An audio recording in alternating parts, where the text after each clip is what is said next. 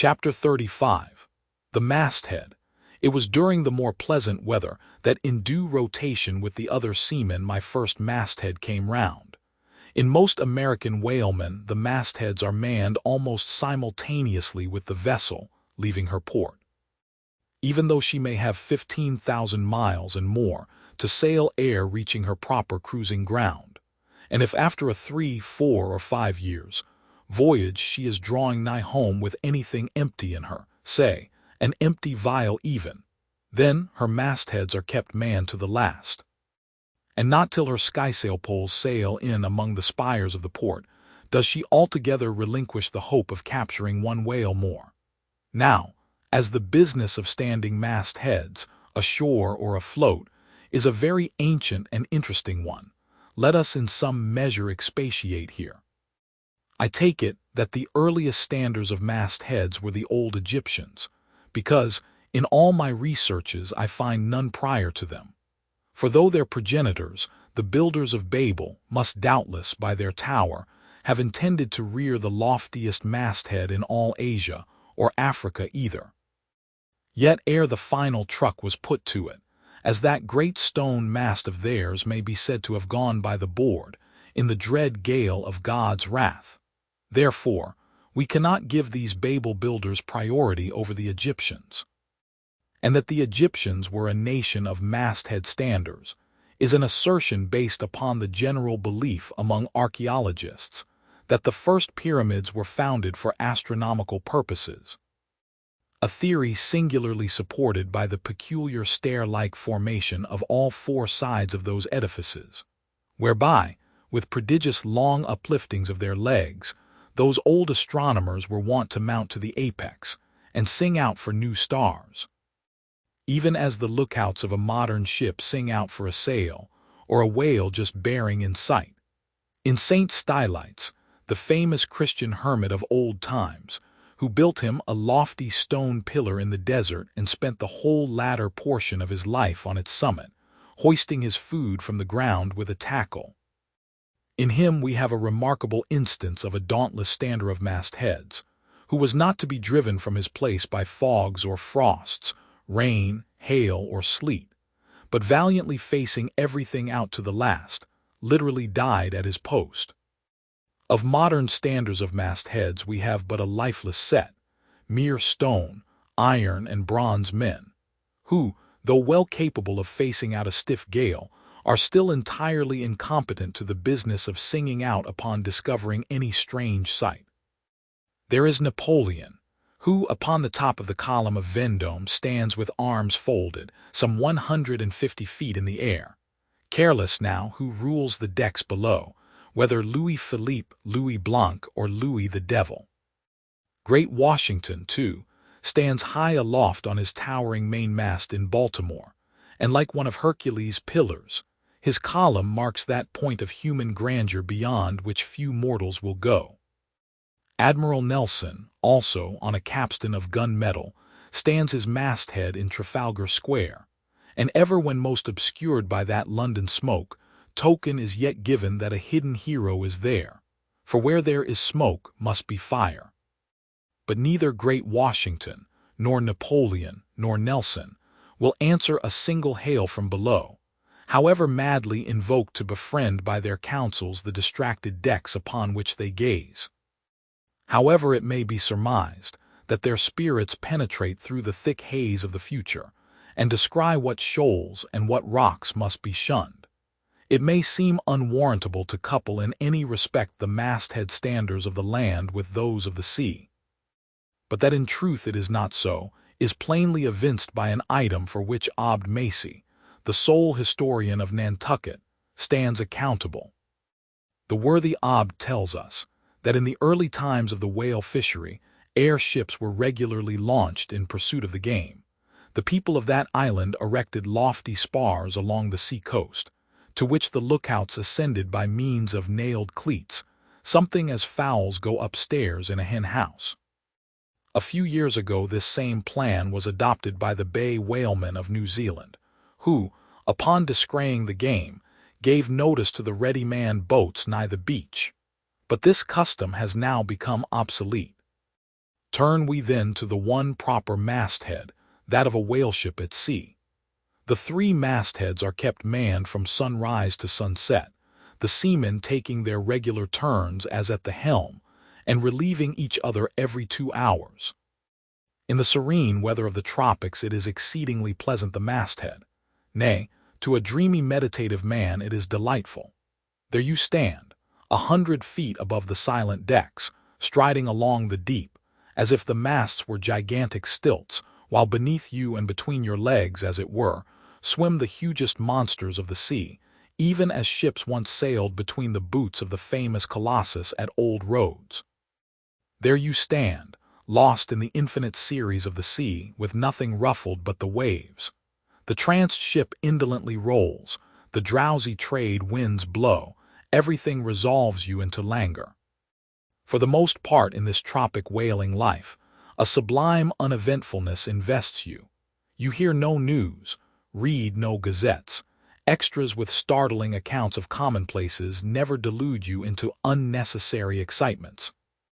You hear of no domestic afflictions, bankrupt securities, fall of stocks, are never troubled with the thought of what you shall have for dinner, for all your meals for 3 years and more are snugly stowed in casks, and your bill of fare is immutable.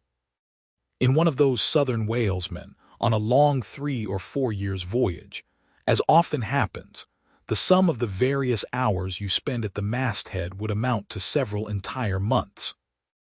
And it is much to be deplored that the place to which you devote so considerable a portion of the whole term of your natural life should be so sadly destitute of anything approaching to a cozy inhabitiveness, or adapted to breed a comfortable localness of feeling, such as pertains to a bed, a hammock, a hearse, a sentry box, a pulpit, a coach, or any other of those small and snug contrivances in which men temporarily isolate themselves. Your most usual point of perch is the head of the T-gallant mast, where you stand upon 2 thin parallel sticks, almost peculiar to whalemen, called the T-gallant crosstrees. Here, tossed about by the sea, the beginner feels about as cozy as he would standing on a bull's horns. To be sure, in cold weather you may carry your house aloft with you, in the shape of a watch-coat. But properly speaking, the thickest watch-coat is no more of a house than the unclad body, for as the soul is glued inside of its fleshy tabernacle, and cannot freely move about in it, nor even move out of it, without running great risk of perishing, like an ignorant pilgrim crossing the snowy Alps in winter, so a watchcoat is not so much of a house as it is a mere envelope, or additional skin encasing you. You cannot put a shelf or chest of drawers in your body, and no more can you make a convenient closet of your watchcoat. Concerning all this, it is much to be deplored that the mastheads of a southern whale ship are unprovided with those enviable little tents or pulpits, called crow's nests, in which the lookouts of a Greenland whaler are protected from the inclement weather of the frozen seas. In the fireside narrative of Captain Sleet, entitled A Voyage Among the Icebergs in Quest of the Greenland Whale, and incidentally for the rediscovery of the lost Icelandic colonies of Old Greenland. In this admirable volume, all standers of mastheads are furnished with a charmingly circumstantial account of the then recently invented crow's nest of the glacier, which was the name of Captain Sleet's good craft. He called it the Sleet's crow's nest, in honor of himself, he being the original inventor and patentee, and free from all ridiculous false delicacy, and holding that if we call our own children after our own names, we fathers being the original inventors and patentees, so likewise should we denominate after ourselves any other apparatus we may beget. In shape, the Sleet's crow's nest is something like a large tierce or pipe. It is open above, however, where it is furnished with a movable side screen to keep to windward of your head in a hard gale. Being fixed on the summit of the mast, you ascend into it through a little trap hatch in the bottom. On the after side or side next the stern of the ship is a comfortable seat, with a locker underneath for umbrellas, comforters, and coats. In front is a leather rack, in which to keep your speaking trumpet, pipe, telescope, and other nautical conveniences. When Captain Sleet in person stood his masthead in this crow's nest of his, he tells us that he always had a rifle with him, also fixed in the rack, together with a powder flask and shot, for the purpose of popping off the stray narwhals or vagrant sea unicorns infesting those waters. For you cannot successfully shoot at them from the deck owing to the resistance of the water, but to shoot down upon them is a very different thing. Now, it was plainly a labor of love for Captain Sleet to describe, as he does, all the little detailed conveniences of his crow's nest. But though he so enlarges upon many of these, and though he treats us to a very scientific account of his experiments in this crow's nest, with a small compass he kept there for the purpose of counteracting the errors resulting from what is called the local attraction of all binnacle magnets, an error ascribable to the horizontal vicinity of the iron in the ship's planks, and in the glacier's case perhaps, to there having been so many broken-down blacksmiths among her crew. I say that though the captain is very discreet and scientific here, yet for all his learned binnacle deviations, azimuth compass observations, and approximate errors, he knows very well, Captain Sleet, that he was not so much immersed in those profound magnetic meditations as to fail being attracted occasionally towards that well-replenished little case bottle, so nicely tucked in on one side of his crow's nest, within easy reach of his hand. Though upon the whole I greatly admire and even love the brave, the honest and learned captain, yet I take it very ill of him that he should so utterly ignore that case bottle, seeing what a faithful friend and comforter it must have been, while with mittened fingers and hooded head he was studying the mathematics aloft there in that bird's nest within 3 or 4 perches of the pole. But if we southern whale fishers are not so snugly housed aloft as Captain Sleet and his Greenland men were, yet that disadvantage is greatly counterbalanced by the widely contrasting serenity of those seductive seas in which we south fishers mostly float. For one, I used to lounge up the rigging very leisurely, resting in the top to have a chat with Queequeg, or anyone else off duty whom I might find there, then ascending a little way further, and throwing a lazy leg over the topsail yard, take a preliminary view of the watery pastures, and so at last mount to my ultimate destination. Let me make a clean breast of it here, and frankly admit that I kept but sorry guard. With the problem of the universe revolving in me, how could I, being left completely to myself at such a thought-engendering altitude, how could I but lightly hold my obligations to observe all whale ships' standing orders, keep your weather eye open, and sing out every time? And let me in this place movingly admonish you, ye shipowners of Nantucket.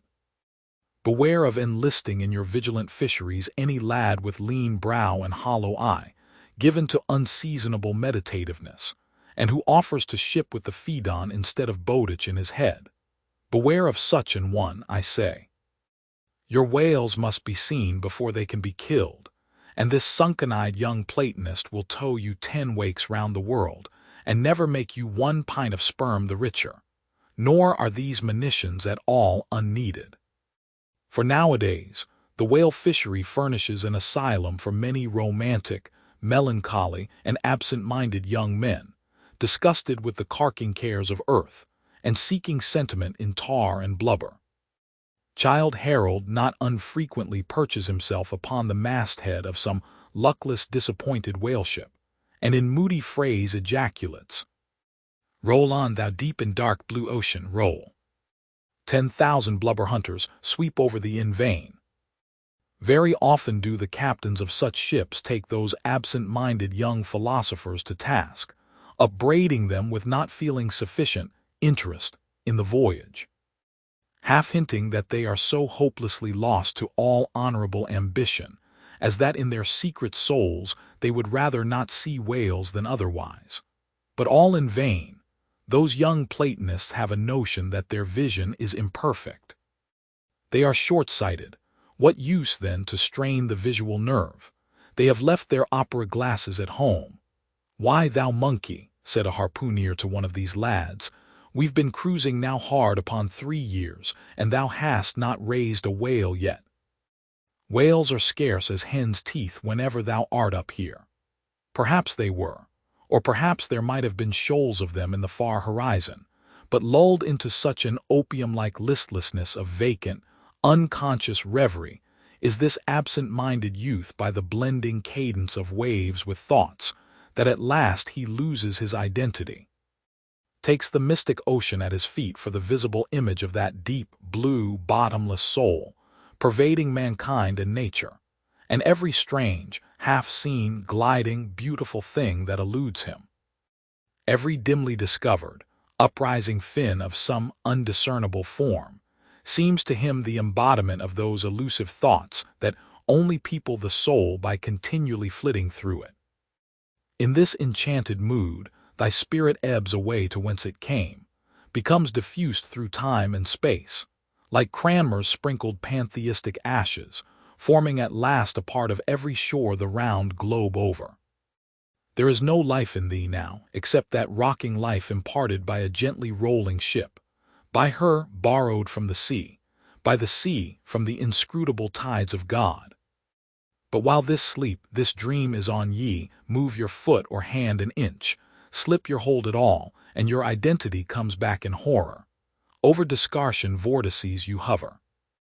And perhaps at midday in the fairest weather, with one half-throttled shriek you drop through that transparent air into the summer sea, no more to rise forever. Heed it well, ye pantheists.